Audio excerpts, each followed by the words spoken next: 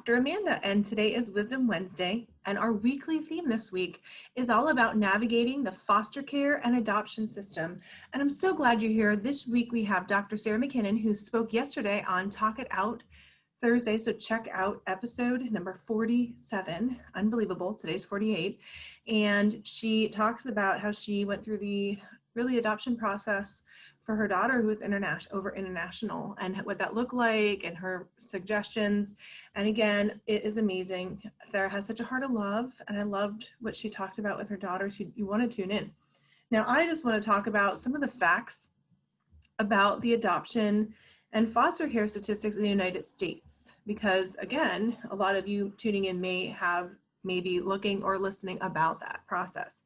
And so according to the US Department of Health and Human Services, and this is from 2020, on any given day, over 437,000 children are living in the United States foster care system, and the number has been rising. So I'm just really reading some of these for you. Over 125,000 of these children are eligible for adoption, and they will wait on average 4 years for an adoptive family. So imagine if you have a baby, they're 4 years old in different systems until they are adopted, or perhaps are in different systems for foster care.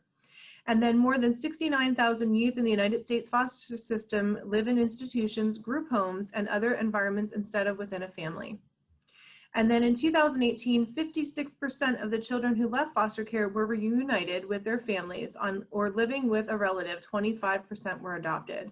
So again, that's more than half, but it's still a lot of children that do not have homes or have that stability. Of the over 61,000 children and youth who were adopted in 2018, 51% were adopted by their foster parents and 35% by a relative. 26% were age 9 years or older. Of the families who adopted children from foster care, 68% were married couples, 25% females, 3% single males, and 3% unmarried couples.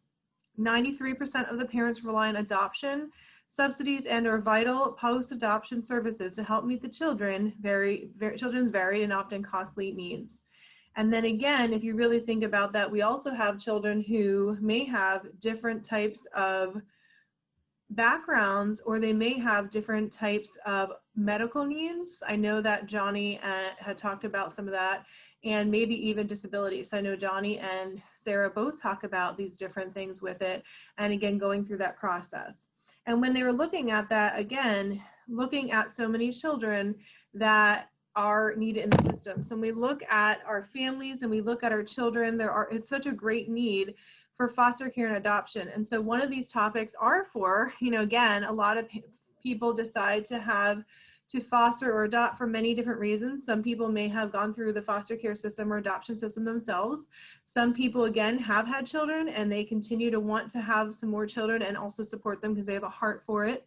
Some families may decide to foster care or adopt again, maybe as relatives, or again, maybe because of different circumstances that happen with the guardians or the actual birth parents. And then also, again, some families may not be able to conceive or have babies again at the times, or they have tried. And so one of their amazing decisions is to adopt or go through foster care. And so if you're in the audience, again, you may be considering adoption or foster care. You may have been through the system. You may be hearing some things that, again, maybe you're considering doing this, or you have been through these different decisions, or you relate. So I'm hoping that you get some insight, or you can really relate and be able to process how Johnny and Sarah navigated through this with their families. So again, I'm really excited. And I really just wanted to briefly reflect on Sarah McKinnon's experiences.